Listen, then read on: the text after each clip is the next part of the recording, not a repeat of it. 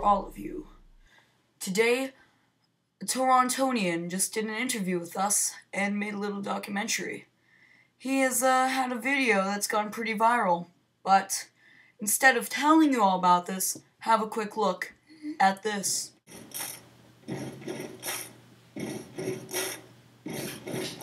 April 27th, 2013. Don't you know I'm gonna be a man that day? I'm half a Jew, I learned Hebrew, still half Asian, I'm proud of that too. It is my... Okay, so I'm here with my mother, Maylee. I'm gonna interview her, because she's great. Thank you. So, now, what was your role in the video? I would have to say I'm more like the pushing hand. I got everybody together and then told everybody that, you know, we should really get this going. You guys should finish writing all the lyrics, and this is the time to do the shoot. That kind of thing, to organize it.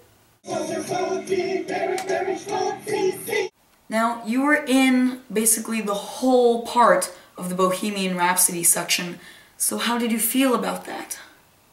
That's right. Actually, I would say that was probably the hardest part to do, because we had there were four of us: Grandma, Grandpa, and Daddy and I.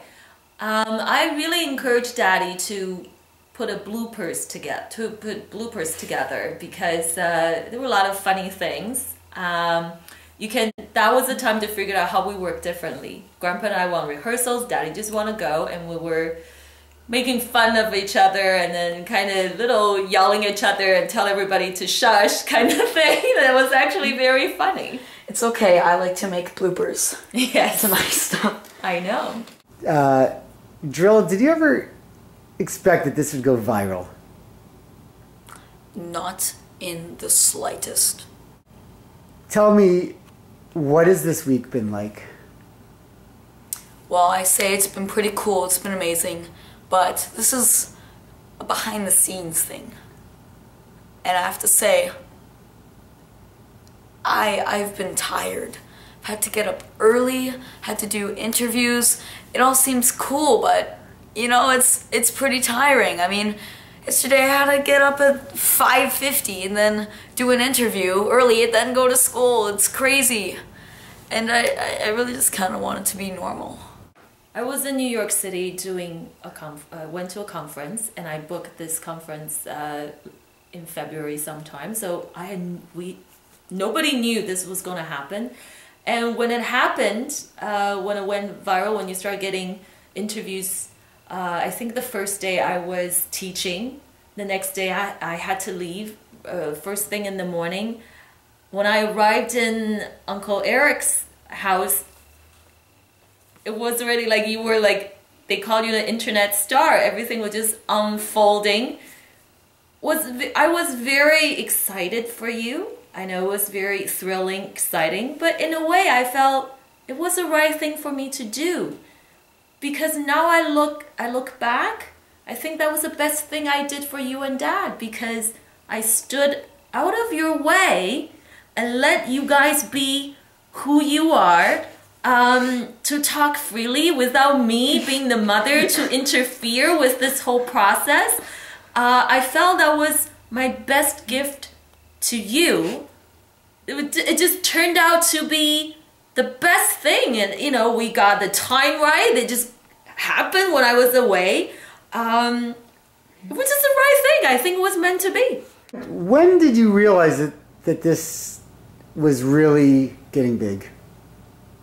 Well, I would say around Tuesday I was like at this card tournament with my friend Niam, and you know, we were just there for basically the whole day. Then I came home and said, "Hey Jorel, our video has like 10,000 views." I'm like, "Oh my god, this is probably like the most we're gonna get." And then yesterday I was proved so wrong. What are we up to right now? I think 350,000. It's not as many views as some people get from filming video games, I have to say. I mean, it is a lot, but YouTube famous? doesn't get as many views, but it sure gets more news coverage. What have you learned from all this? I've learned that it is tough to be famous, and, you know, sometimes I think I'll just turn down interviews. At this point, I'd say the only one I wouldn't turn down would be Ellen, because that's the final goal. If I can hit that, then that's perfect.